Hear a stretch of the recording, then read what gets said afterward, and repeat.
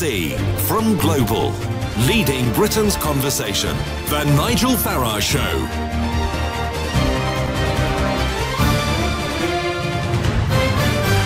They shall grow not old, as we that are left grow old.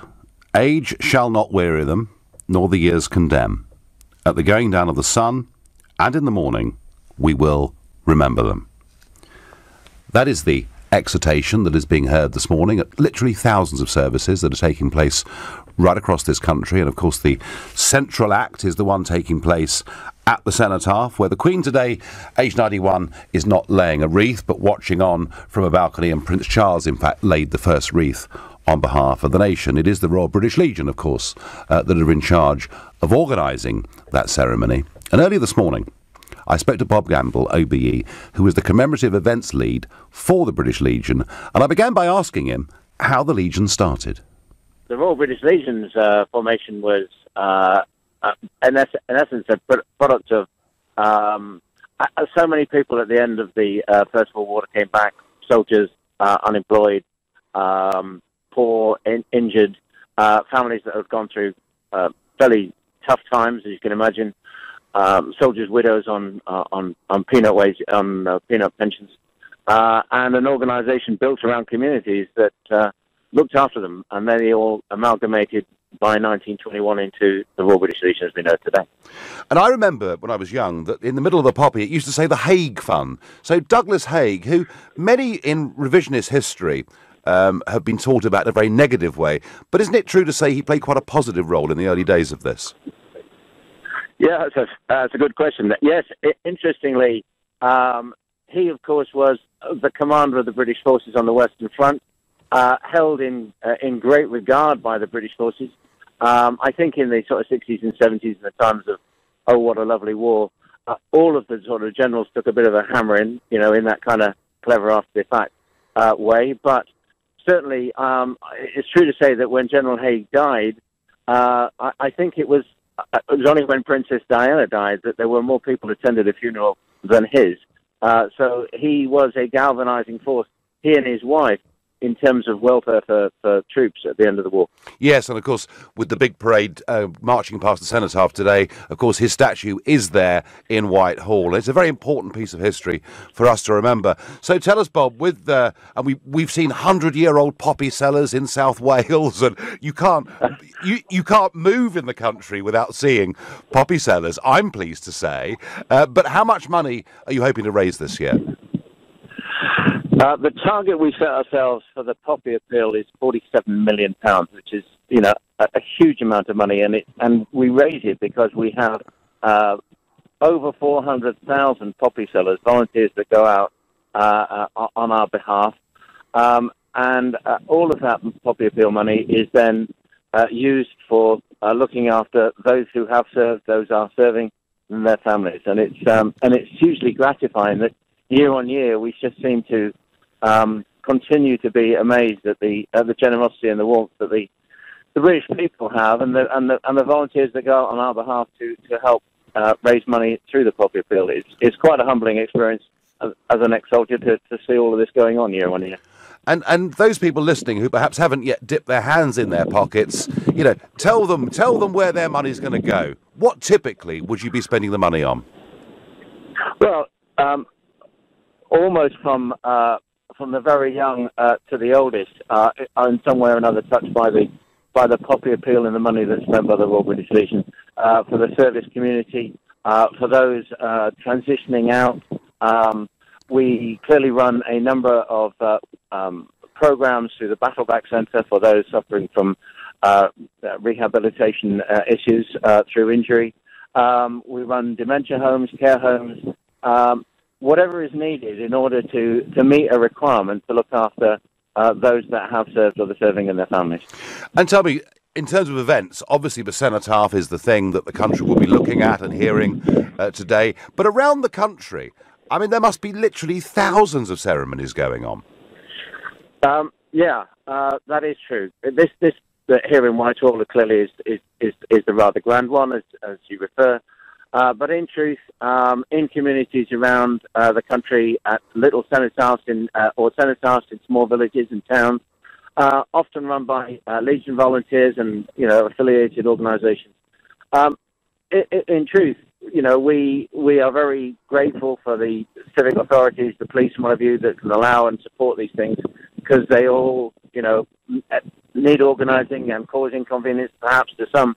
But the reality is, it is gratifying to see not only how this is represented each Sunday, Remembrance Sunday, but of course the 2-minute silence that was yesterday and was always on the 11th, and how well received that is around the country. Again, it's quite startling. And finally, Bob, there are some who say that this is all a 20th century relic and we should forget about it and move on. But I have a sense, and maybe I'm wrong, but I have a sense that Remembrance Sunday, and indeed the 2-minute silence on the 11th, that somehow it feels to me that it's bigger than it was even 20 years ago. Well, yeah, I would tend to agree with you, Nigel. I actually think that there is strong evidence that the 2-minute silence is recognised around the country as been that one unifying moment where people just remember those members of the armed forces and the security services that, keep us safe, and the suffering and the risk that goes with all of those things and the consequences of it. And yeah, I agree with you. I actually think people are more aware of that moment, that they just think about what other people do on their behalf in order we have the freedoms we have. Yeah, absolutely. Bob, thank you very much indeed for joining us. That was Bob Gamble, OBE, Commemorative Events Lead for the Royal British Legion, and I'm wishing you well for everything today. Thank you, Nigel. Well, that was Bob Gamble, and interesting to find out where the British Legion came from. Even more fascinating for those that love history to see that actually Field Marshal Haig was a loved figure by many back in the 1920s and 30s. And I talked about this aged poppy seller. Well, yes, his name is Ron Jones. He lives in Newport, South Wales. He's lived there for 100 years, although he was away for a few years during the war. He signed up to the South Wales Borderers. He was captured and he finished up in Auschwitz. He finished up in the labour camp in Auschwitz, and he's talked about what was happening at the extermination camp next door, the smell, etc. He came back to this country in a terrible physical condition after a 17-week death march. And what happened was, as the Russians were approaching, they marched the British POWs westward, and many didn't make it. So he's 100 years old. He's still selling poppies in his local Tesco's in Newport, and people now are travelling from all over the country to see him. But is he the oldest poppy seller? Well, I think he's incurred the ire of Wally Randall from Buckinghamshire, who is most upset at Ron Jones being described as the oldest poppy seller, because Wally Randall is 102 and he's been out this week selling poppies. Over the course of the next 45 minutes, are going to play you a series of interviews. They're from veterans that I met on Thursday. They go from the Second World War through the Falklands War and right through the recent conflicts. And I asked all of them what the act of remembrance meant to them.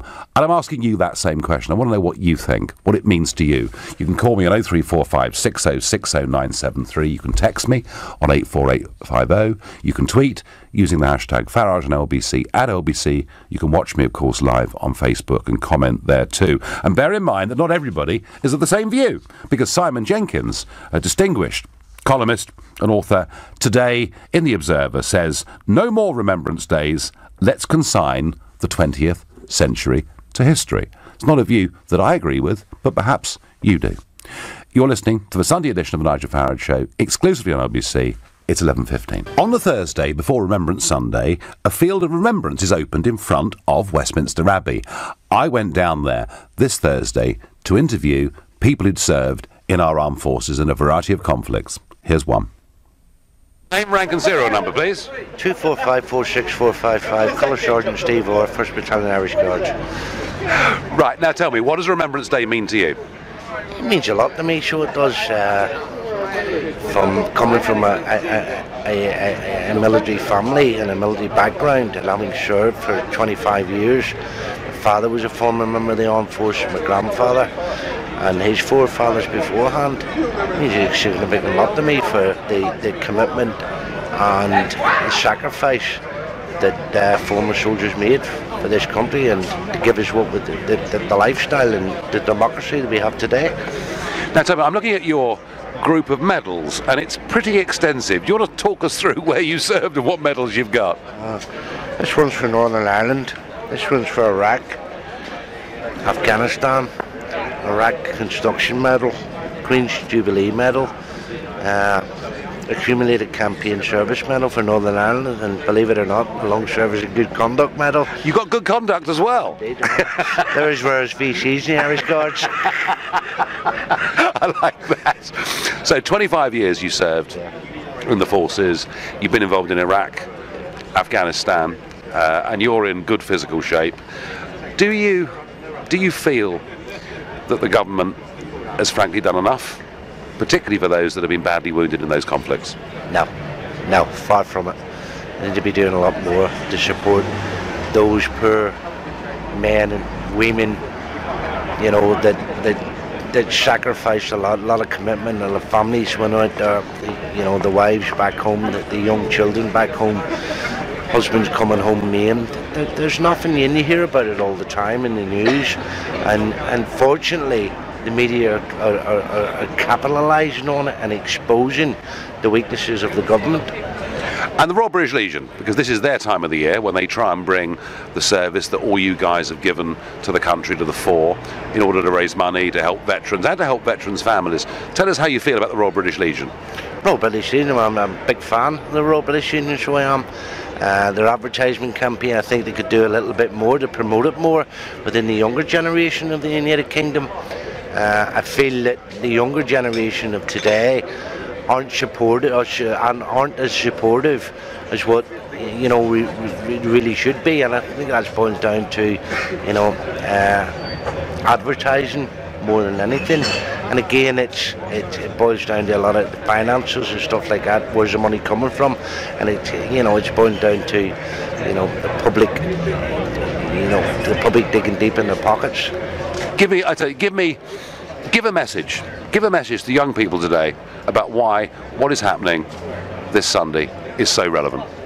This Sunday is a very significant, you know, part of the year, and it's there. You're there to support and represent former soldiers that give their lives to give you the freedom and the democracy that you have today. Well, picking up on Steve's point, Dave says to me by text, I'm pleased they're now teaching World War I and World War II history, because I don't think they used to. Great show. Thank you, Dave. My view is this. I actually think there are more young people aware of this and interested in this than there were 20 years ago. And I made that point to Bob Gamble of the British Legion earlier. My first visit to Tyne Cot, which is the biggest British military cemetery in the world. It is just beneath the Passchendaele Ridge. I'm wearing the Passchendaele poppy today. That cemetery, when I first went there in 1986, there was a parking space at the front for half a dozen cars, and invariably there was plenty of room to park.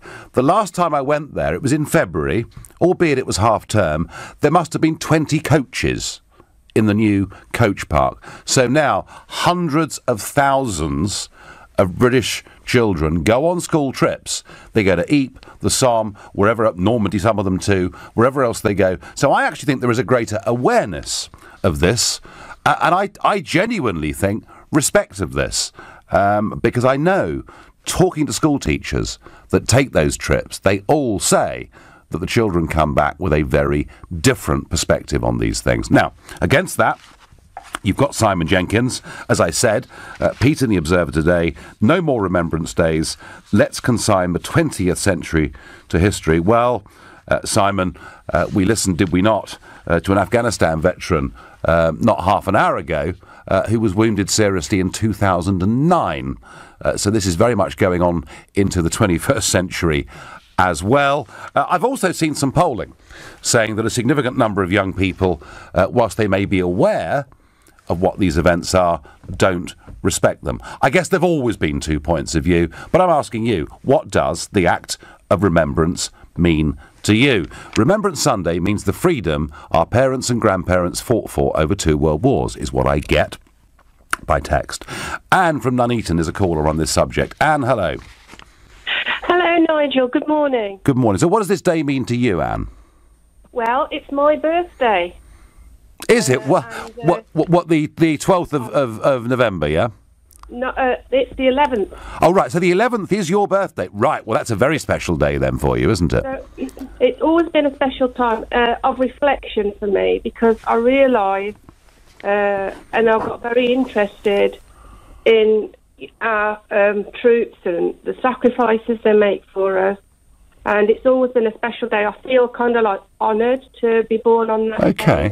Because, and isn't it true that the silence now that is observed by so many people on November the 11th and not just Remembrance Sunday, that silence, as I understand it, Anne, before World War II, the country would stop on the 11th at 11 o'clock. And then during the 40s, 50s, 60s, 70s, 80s, we sort of confined that to Remembrance Sunday. It's just in the last few years where the 11th itself has become super special again, isn't it? Yes, it is. It's a very special day to me, obviously. I feel privileged to have been born on that day, a day when we remember those who have sacrificed. I feel kind of like privileged to be... I mean, I'm sure there must be thousands of people who were born on the 11th, but that's what it means But to you, it's a very special day, and I thank you very... No, I thank you very much indeed for that. Karen says, no Remembrance Day. That's an insult to everyone that has died. Well, I knew that Simon Jenkins' article would provoke strong opinions, but I'm keen to hear from people also who think Jenkins is right. And I remember, you know, at school, late 70s, early 80s, you know, people suggesting actually the time had come to forget about it all, to put it in the past. But I think actually there are more of us turning out at these ceremonies now than when I was young. Giles is calling from West Drayton. What does it mean to you, Giles? Well, a significant amount. My mother was born during the beginning of the First World War and lost both her godparents, godfathers, very, very quickly. Most of her uncles and a lot of her cousins. And so the very first day poppies were ever sold, she and her mother were selling them on Twickenham Bridge in 1921. That was 21, was it, Giles? Yes, they didn't sell them immediately after the war. 1921 was when they first started selling them. Yes. They were actually made... They were silk poppies the very first year. Yep. And my mother was left on her own, aged 6 3/4, and her mother went off to get some crepe paper because they were selling out like hotcakes. And they raised an enormous amount of money that first year. Yep. Significantly more than they ever expected. And did she go on, Giles, selling poppies through her life? She's still selling them this week. What? She's still alive and still hang on. I'm trying to do the arithmetic here, Giles. So how old is your mum? She's going to be 103 on the 1st of January. 103. So she's out there at 102 selling poppies, and she's been out there since 90. Not every single year. There's a few gaps. But still selling them today. Giles, have you been in touch with the Royal British Legion about this? She's in the book. They did a 90th anniversary celebration book. Right. Towards the back of that book, she gets 2 pages. Wow. And it's when she was a little bit older than when she was actually selling poppies, because we didn't have a photograph of when she was selling poppies. Now she must be, Giles. She must be the only person alive who was selling poppies, poppies on the first official... Because I know that after 1918 there were some sort of unofficial poppies that people made. But you said 1921 is when it formally starts. She must be the only person alive doing it. Goodness gracious me. As far as we know, yes. The British Legion invited her to the Remembrance service quite a few years ago now. Yes. And she was invited to 10 Downing Street as a thank you on the 90th year. Wow. Which is, 7 years ago now, I think. That is but they haven't capitalised. They haven't capitalised on her very much. Well, I find it bizarre. Because she's not an official poppy seller. signed up to the British Legion. She's just well, I tell you what, Giles. Collect a tray. And I tell you what, Giles. We'll make sure because I've played some interviews already. I've got more to come, but we'll make sure, Giles, next year that LBC does a proper, long, in-depth interview with her to find out exactly what the mood in Britain was like back in 1921 when poppies were being sold, and when memories must have been very, very, very raw indeed. Giles, amazing phone call. Please give our absolute best to Rosemary. Well, wasn't that a truly incredible story? You're listening to the Sunday edition of the Nigel Farage Show, exclusively on LBC. It's 11:30, and my next interviewee was a Falkland Islands veteran. Could I please have your name, rank and serial number? Right, Nigel, my name is Robert Lawrence. I was a lieutenant in the Scots Guards, leaving as a captain. I was injured in the Falkland Islands conflict, where I led the final attack on Mount Tumbledown. My serial number is 508365. My guardsman's number was 2446915. I recall very well standing in chambers full of tear gas, taking my respirator off and quoting that number. Well, clearly that left a very big impression. And tell me, what does Remembrance Day mean to you? Well, for all of us, it's about the history and the remembrance of the people that went before us. My regiment was formed on the 14th of March 1642. We have a lot of history. I personally fought in 1982 and was injured badly with a 7.62 round to the head, which I was very lucky to live through. So remembrance to me is about literally regathering as a band of brothers and recalling all those that cannot be with us, all those who, like myself, have lived with injuries and pay a great deal of debt. It's our time to be together as a band of brothers, whereas in fact most of the work that needs to be done these days is for the families, because it's the families that pay for what we as young men are happy to go and do. We return, and we return obviously with experiences and issues, to a country that's not these days aware of it. We're very much in the background, and this is a day where we can put on our medals and be seen. In the early days, we wore uniform when we walked out. In the early days, men joined the national service, and everyone had brothers and fathers and uncles in the military. Now we don't. Since the days of the Northern Ireland bombings by the Provisional IRA, we don't walk out in uniform anymore. We're not seen. We're a large proportion of this country's population. We put a lot into it. We're very happy to do so. It's our choice.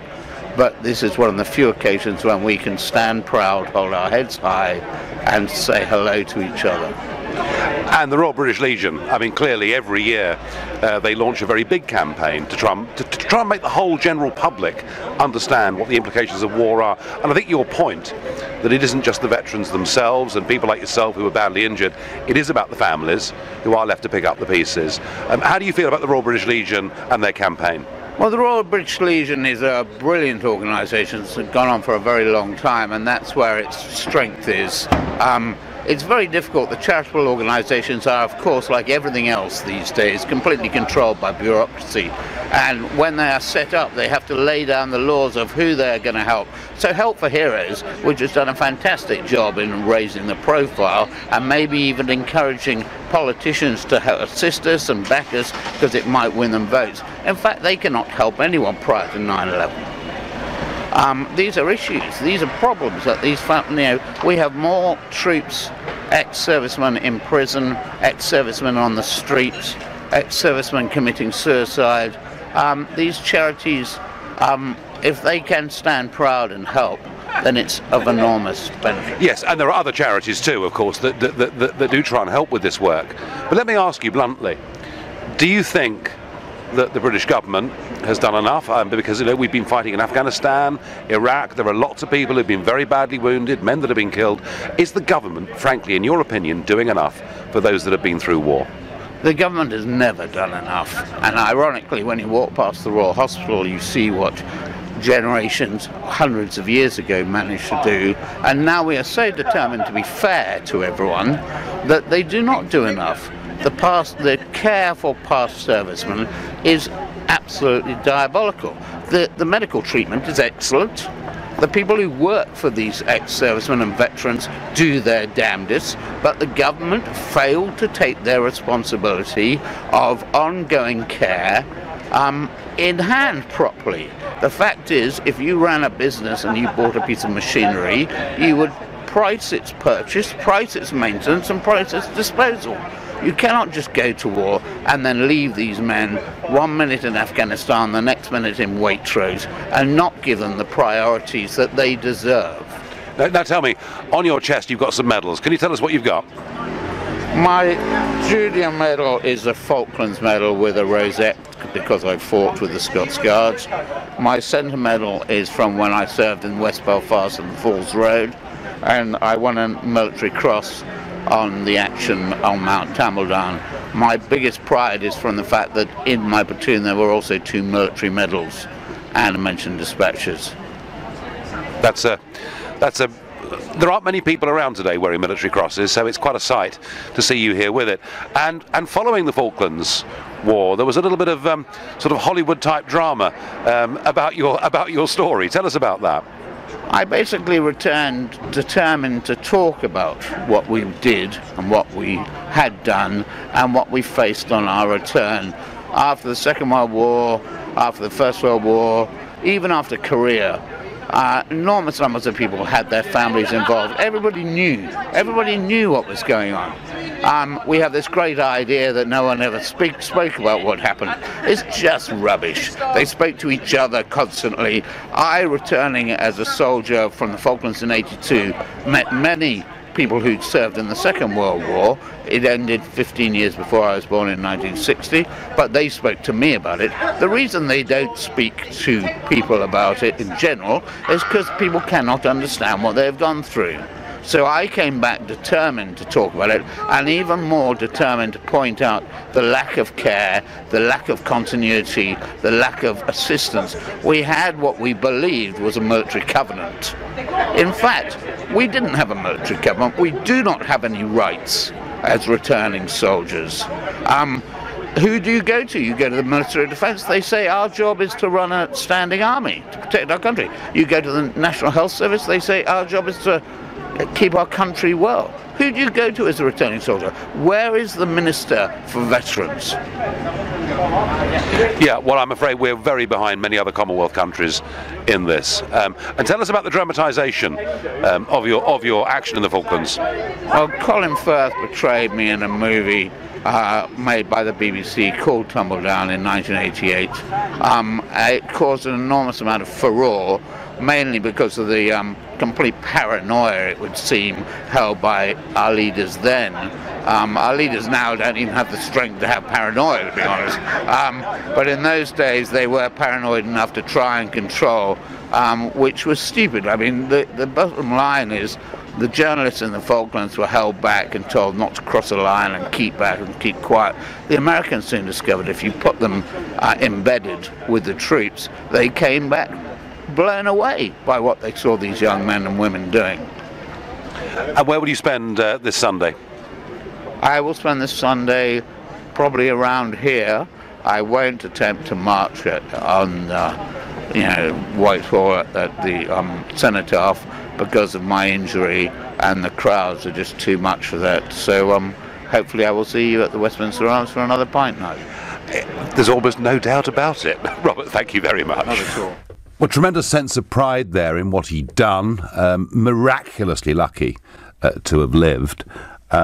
But clearly a feeling, and I get this from nearly all of these veterans, a feeling that perhaps somehow we're just as a country not quite doing enough to look after those modern warriors who are coming back so seriously wounded. So what does Remembrance Day mean to you? Ron in Hounslow, good morning.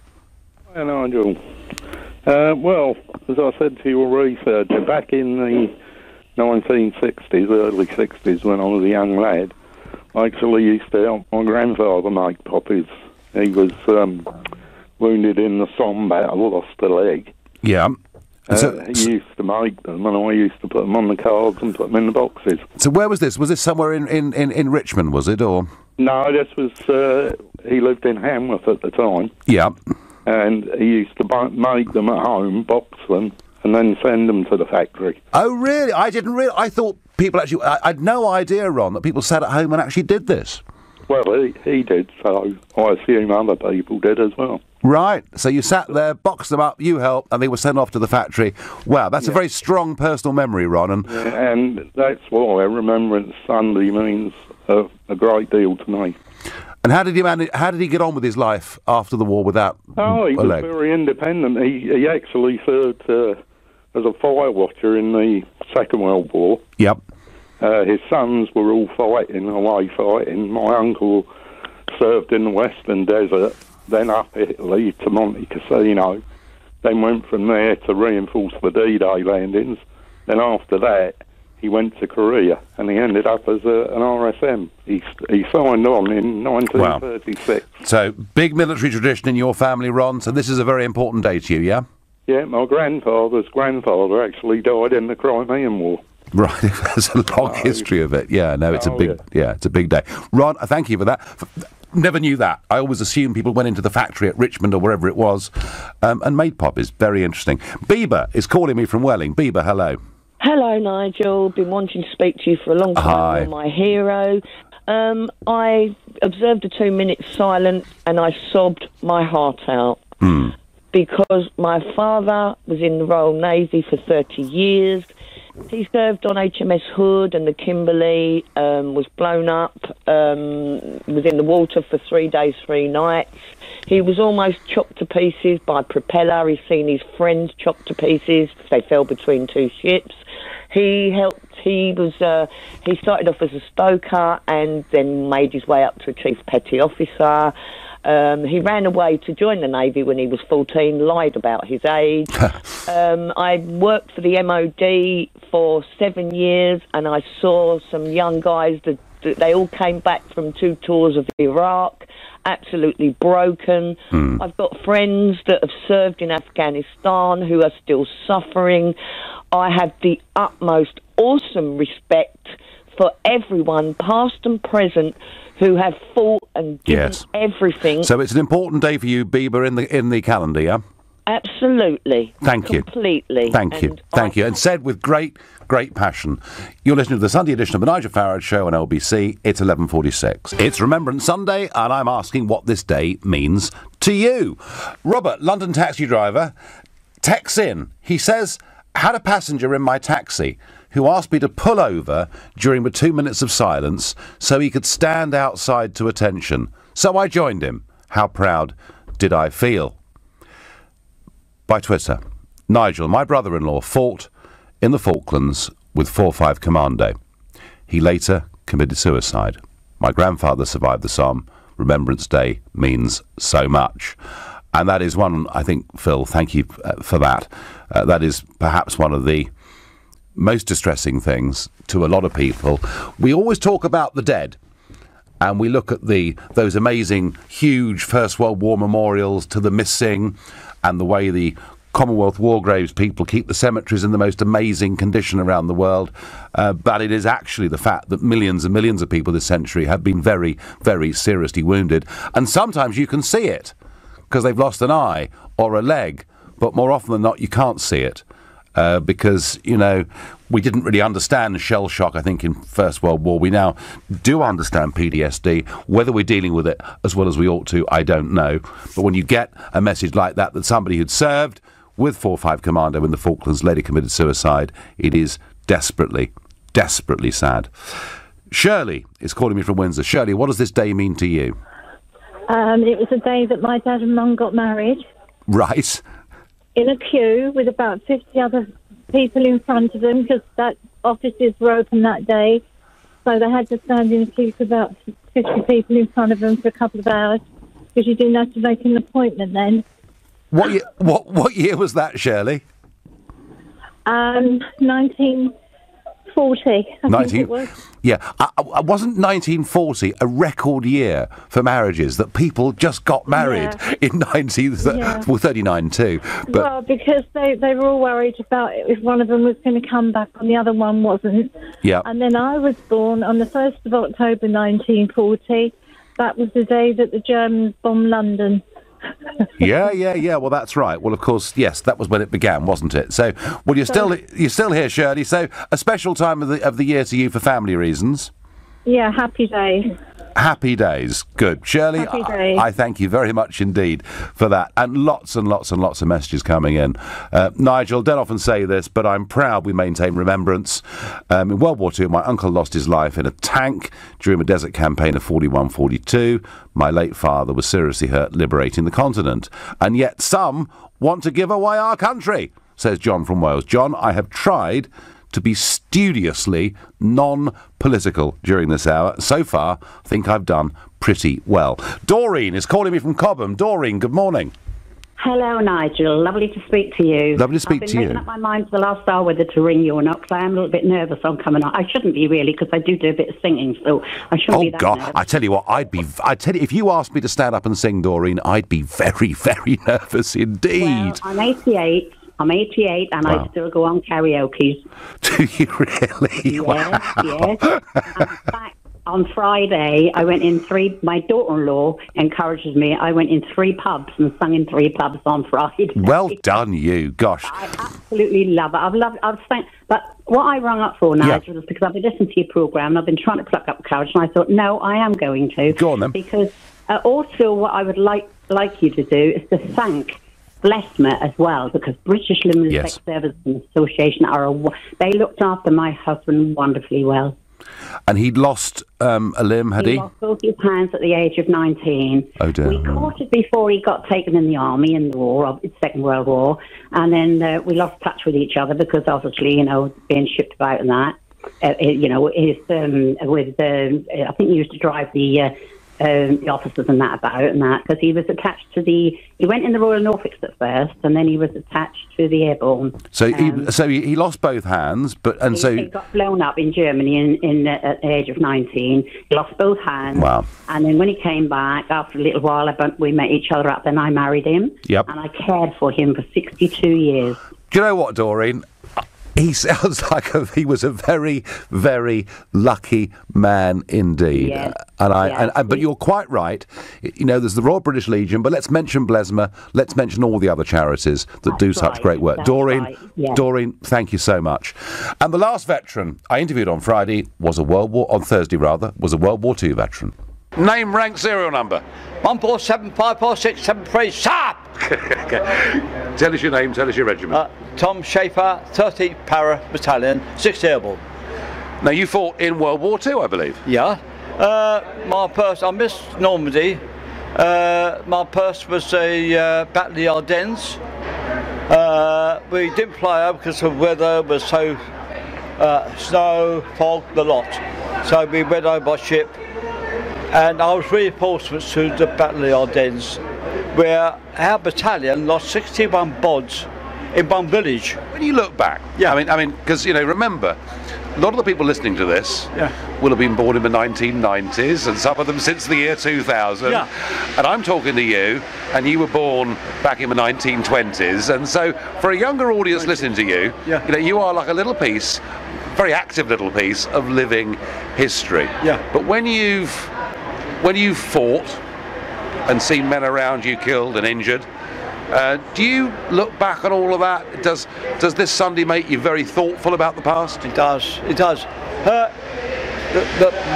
The thousands we lost in the First World War and the Second World War, we're still doing it now. In Europe, we're still doing it now.